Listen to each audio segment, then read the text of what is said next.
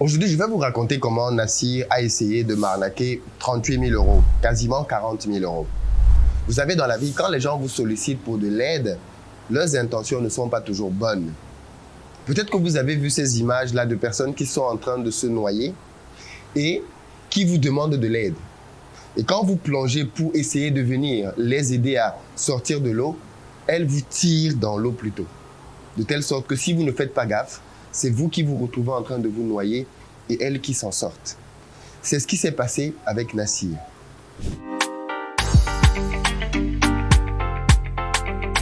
Salut à toi, bienvenue sur ma chaîne. Moi, c'est Philippe Simo. Ici, je te parle d'entrepreneuriat, de business, d'argent, de manière concrète, afin que tu saches ce qui t'attend si tu veux devenir entrepreneur. C'est aussi une chaîne sur laquelle je te partage mes réussites entrepreneuriales ainsi que celles d'autres entrepreneurs avec des conseils bien précis pour t'aider à réussir toi aussi l'entrepreneuriat.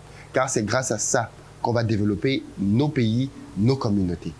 Si tu es nouveau ici, je t'invite bien évidemment à t'abonner pour recevoir chacune de nos vidéos qui va t'apporter du très bon contenu comme celle-ci, je l'espère. Pour ceux d'entre vous qui veulent se former, gagner davantage d'argent, vous trouverez sur mon site investiropayis.com, onglet formation, une batterie de formations dans lesquelles je vous donne les clés et les secrets pour pouvoir lancer des business performants.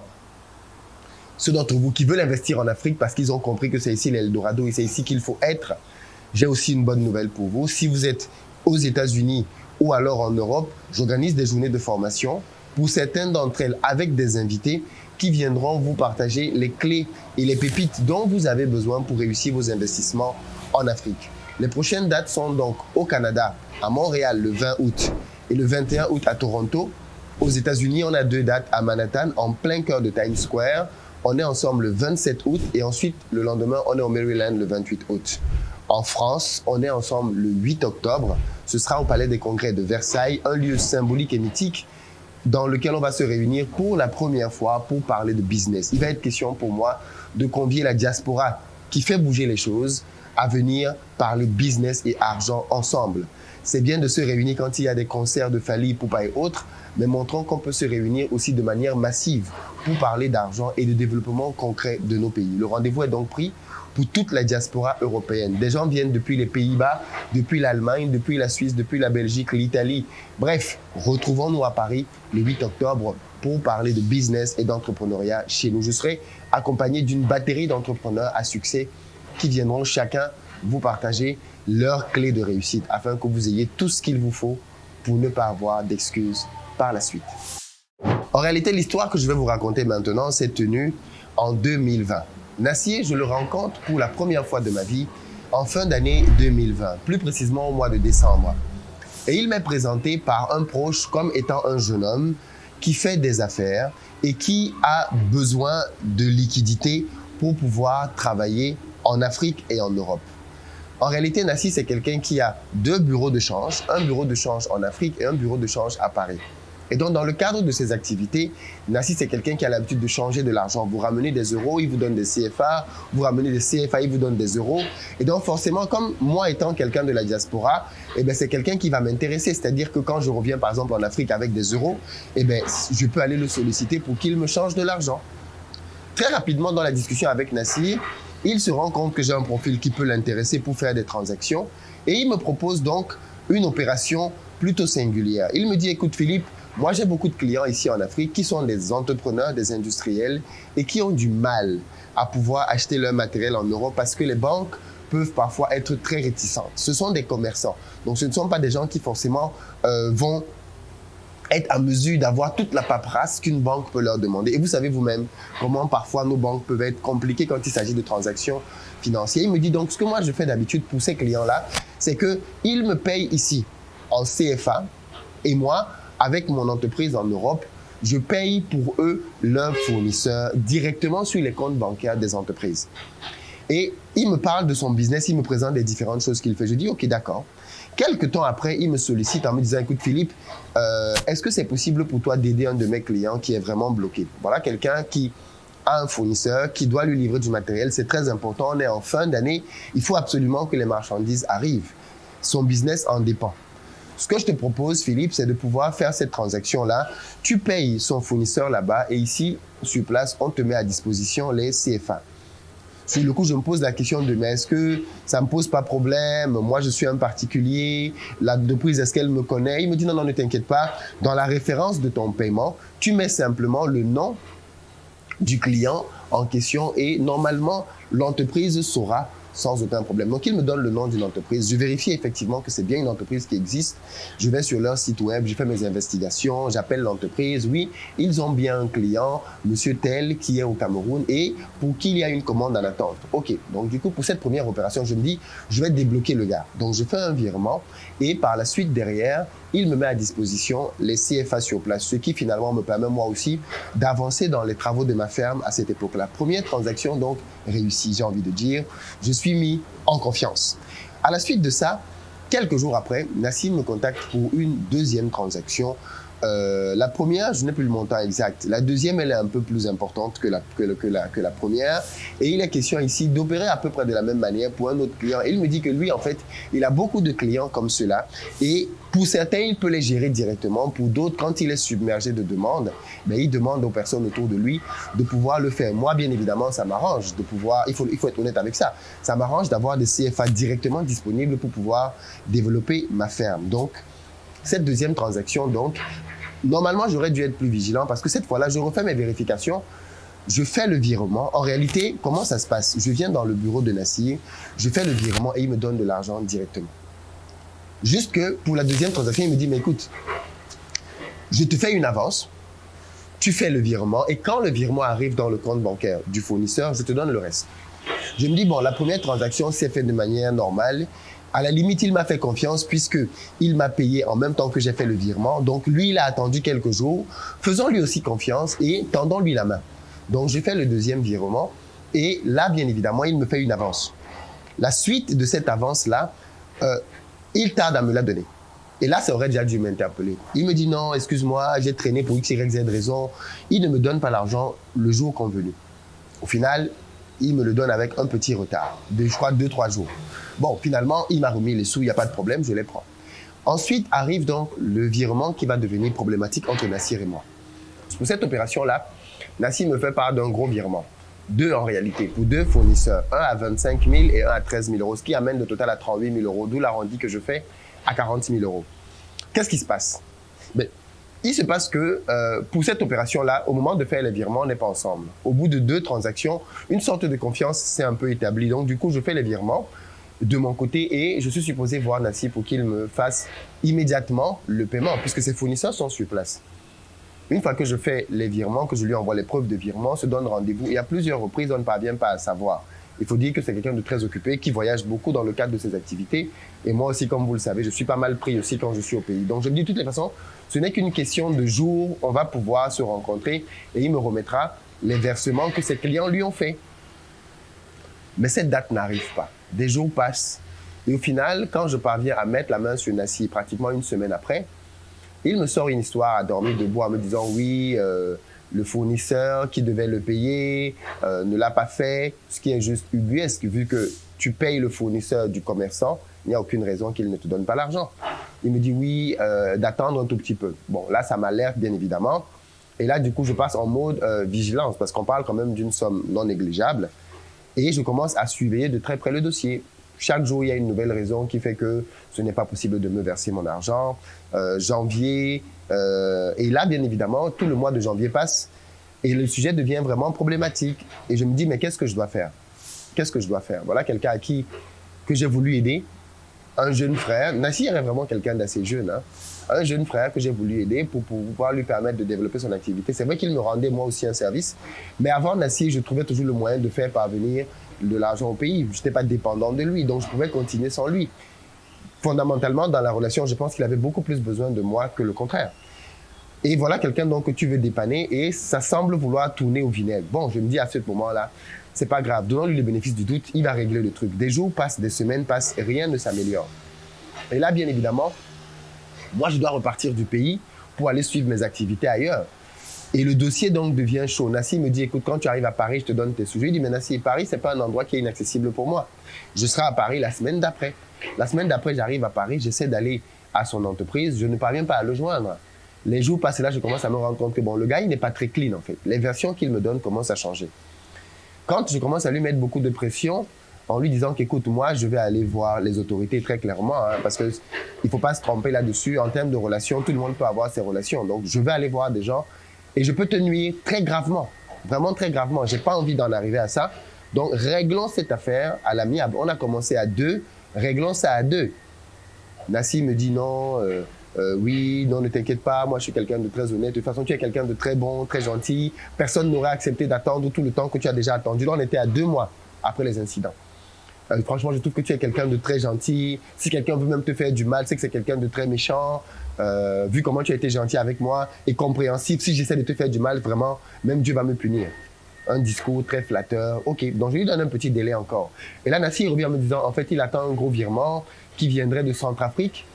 Un virement de plusieurs, je crois, centaines de millions, et que c'est dans ce virement-là qu'il avait prévu de me rembourser mon argent. Je lui dis, mais Nassi, la base de tout ça, c'est que le client pour lequel j'ai fait la transaction, t'as payé mon argent, tu as pris cet argent, tu es allé le miser apparemment dans autre chose qui se serait mal passé. Ça ne me regarde pas. Et tu es quelqu'un qui fait du change. Donc tu as forcément des clients qui viennent à ton bureau chaque jour, chaque fois qu'on vient ici. Il y a des clients alignés qui sont là pour faire des transactions. Rembourse-moi mon argent. Nassi me traîne à gauche, à droite, ainsi de suite. OK. 8 mois plus tard, on est au mois d'août, je reviens au pays. Et là, j'ai décidé de faire une descente musclée dans son entreprise.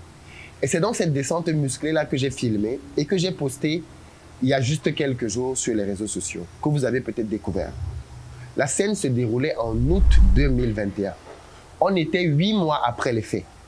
Au moment où je tourne cette vidéo, on est en juillet 2022. Donc, 1 an plus tard. La vidéo que je vous ai montrée, je l'avais tournée il y a 1 an. Ce n'est pas une vidéo que je viens de tourner parce que dans la vidéo, vous m'entendez bien parler de haute. En réalité, donc, 8 mois plus tard, je vais dans l'agence de Nassi, je fais le boucan en lui disant, écoute, c'est plus possible, cette vidéo, je vais la publier. J'appelle Nassi, je lui envoie cette vidéo, silence total, il ne me répond plus. Et honnêtement, pourquoi je n'ai pas publié plus tôt? Parce que je me dis, Philippe, si tu publies cette vidéo, tu vas le tuer en fait. Tu vas tuer son business. Je connais la force de mes médias, je connais la force de ma communauté. Et je sais tous ceux qui sont dans ma communauté. Et je sais que si je publie une vidéo comme ça sur une entreprise, il est foutu. Et je me dis, la dernière chose dont j'ai besoin, c'est de tuer le business de ce gars. C'est un jeune qui se bat, qui fait des choses, qui emploie des gens au pays. Mais je n'ai pas envie d'être celui qui va venir lui donner un coup fatal. Donc du coup, cette vidéo-là, je la garde, les amis, en me disant, il va se ressaisir. J'essaye la voie de la médiation, rien. Je vais voir le procureur. Et je dis au procureur, voilà ce qui se passe. Le procureur qui connaît Nassi dit, je vais essayer une médiation. Parce que je lui dis, moi, je vais à Yaoundé. Et si je vais à Yaoundé avec le nom de Nassi, toi-même, tu sais que ça va très mal se passer. Il me dit, non, laisse-moi essayer une médiation. Donc, sur la base des propos du procureur, je me calme. Le procureur essaye une médiation vis-à-vis de Nassi. Et donc, je me dis, laissons-lui le temps. Rien ne bouge. J'appelle Nassi, il ne répond plus, il ne réagit pas. On l'appelle, il ne décroche plus. À force d'insistance, il nous appelle pour nous donner 3 millions de francs CFA, donc à peu près 4 500 €. Donc du coup, mon petit va et il récupère l'argent. Je me dis, ok, d'accord, il nous a donné ça. Déjà, c'est mieux que rien, tu vois. Je te dis, bon, c'est déjà mieux que rien. C'est peut-être preuve d'une bonne volonté. Et maintenant, donc, il a payé une première fois. Il va peut-être suivre, il va peut-être enchaîner les autres paiements. Tu parles. On n'a plus jamais eu de nouvelles, plus jamais eu d'argent de la part de Nassi, à part ces 3 millions-là.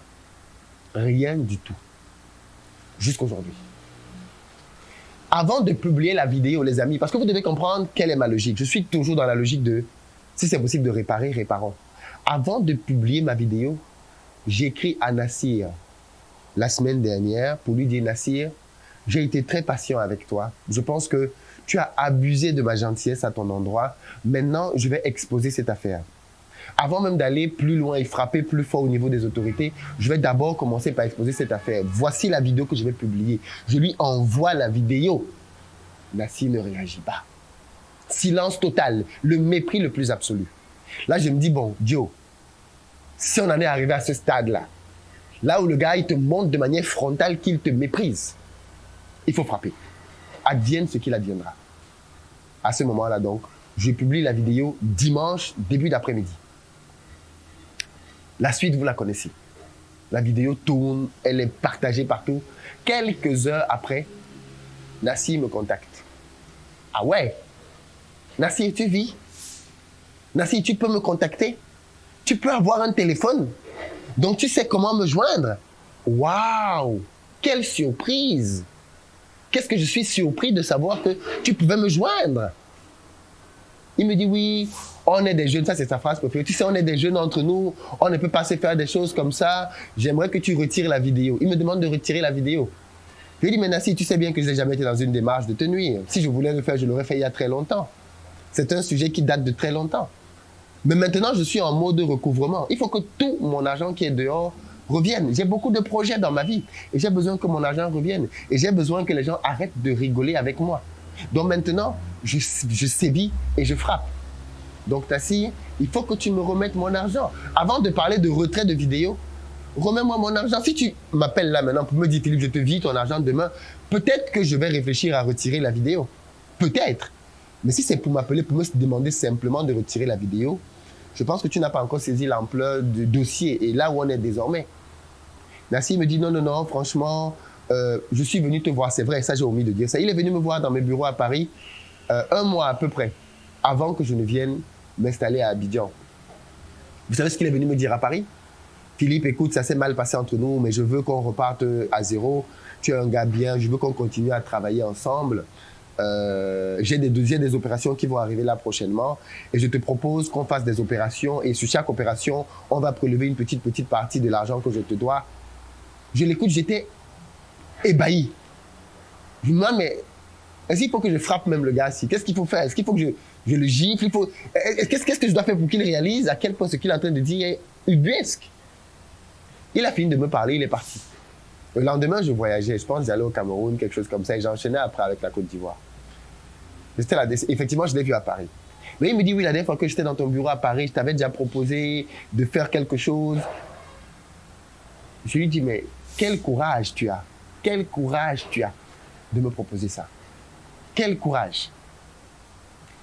Aujourd'hui, la seule chose que je veux, c'est mon argent. Il me dit, OK, je vais te faire un échéancier. Je lui ai dit, je t'ai jamais dit que j'étais contre un échéancier. Mais chasse que, tant que je n'ai pas mon argent, je parlerai de ce dossier. Parce que manifestement, c'est une vidéo qui t'a fait sortir de l'ombre. Imagine quand on sera à 2, à 3, à 4. Tu vas peut-être te bouger plus rapidement. Il me dit, non, non, non, ne t'inquiète pas, on va régler ça. Je lui ai dit, tu proposes quoi comme échéancier? Il me dit, je propose de te payer à partir de la fin du mois d'août jusqu'à la fin d'année. Je lui ai dit, OK, moi, de toute façon, j'attends mon argent. Je ne suis pas là pour t'embêter, je veux mon argent. Et là, il me sort une histoire de, oui, je te dois 25 000 euros. Je lui ai dit, non, non, non, non, non, non, tu ne me dois pas 25 000 euros, arrête ça. Tu me dois bien plus que ça. Il essaye de dire, mais je t'avais payé à tel mois. Je lui ai dit, tu ne m'as jamais payé. Le seul paiement qu'on a eu, c'était 3 millions et rien d'autre. Rien d'autre. Donc maintenant, il essaye de diminuer le montant. Il essaie de diminuer le montant. Il me dit, oui, je sais que tu es un homme fort, tu abuses de ta force. Je lui ai dit, si je voulais abuser de ma force à ton endroit, je l'aurais fait il y a très longtemps. J'ai été très patient avec toi. Mais maintenant, il est temps pour moi de passer un message très clair à tous ceux qui me doivent encore, comme toi, parce que prochainement, je vais parler de quelqu'un d'autre. Et à tous ceux qui pourraient s'aventurer, avoir l'intention de ne pas être clean avec moi, qu'ils sachent que je vais les exposer sur la place publique avec leur nom et leur photo. Il n'y a plus aucune pitié. Bref, je vous passe les détails. Voilà donc ce qui s'est passé avec le dossier Nassir. Aujourd'hui, il m'a promis de me faire un échéancier. J'attends que l'échéancier arrive, écrit, signé de sa main. Il me dit, tu ne veux pas écrire l'échéancier pour moi? J'ai dit, mais tu as bu quoi en fait? Tu veux que ce soit moi qui écrive l'échéancier pour toi? Je ne suis pas ta secrétaire. Il faut que tu écrives toi-même avec ta main d'écriture et tu signes. Ce n'est pas à moi d'écrire ce document. Il dit, OK, d'accord, il va m'envoyer l'échéancier aujourd'hui. Et voilà là où on en est. Tout ceci pour dire que voilà les réalités aussi du pays. Parfois, vous voulez tendre la main à quelqu'un pour l'aider et c'est cette personne qui veut vous bouffer. Est-ce que c'est normal de faire ça? Lui-même, il dit, entre jeunes, est-ce que c'est normal de faire ça? Combien de personnes ont été dans ce cas? Est-ce que je suis le seul à qui il a fait ça? Est-ce que Nassir de Nas Exchange a fait ça à d'autres personnes? Peut-être. Qu'est-ce que j'en sais? Et peut-être que cette vidéo va faire que les gens vont sortir de l'ombre en disant, il m'a fait ci, il m'a fait ça. Mais est-ce que c'est une manière qu'il a de fonctionner? Est-ce qu'on peut faire les affaires comme ça de manière et prospérer? Est-ce qu'on peut vouloir prospérer en faisant ça aux gens? C'est parce qu'on est africain et on n'a pas la culture du sang. Dans d'autres pays, ils se seraient fait refroidir avec une balle. Tu prends l'argent des gens comme ça. Tu peux faire ça au Mexique. Tu peux faire ça au Mexique. On va te lancer une balle. Tu peux faire ça en Colombie. Tu vas peut-être te prendre une balle. Mais on est en Afrique, on est dans la paix, on est dans la joie. On peut voler les gens et rien ne va se passer. Voilà donc ce qui s'est passé. Voilà le dossier Nassir. C'est un dossier très différent des 2 premières entreprises. Dans les 2 premiers cas, c'était des quiproquos. Mais ici, on est pour moi dans un cas de malhonnêteté foncière. Voilà quelqu'un qui voulait me mettre dans la sauce. Malheureusement, pour lui, j'ai des moyens de retorquer. Et des moyens forts de retorquer. Je ne sais pas ce que ça vous inspire, ce dossier. Mais des cas comme ceux-là, malheureusement, il y en a sur notre continent.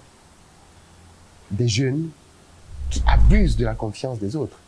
Mais ils partent du principe que, bon, qu'est-ce qu'il peut bien faire? Je connais le procureur, je connais le ceci, je connais le cela. Qu'est-ce qu'il peut bien faire? Dis au moins, mange pas mon argent. Mange pas mon argent. Ça va prendre du temps. Mais mon argent va sortir. Tout mon argent va sortir. Donc, tant que cette histoire n'est pas décantée, Nassir sera le héros de ma chaîne. Parce que je vais parler de lui tout le temps. Jusqu'à ce qu'il me remette mon argent. Ça, c'est le 2e épisode donc, de la série Nassir. Et on est loin d'être à la fin de cet épisode. Loin d'être à la fin de cette petite série. Partagez la vidéo massivement. Partagez-la massivement. À très bientôt.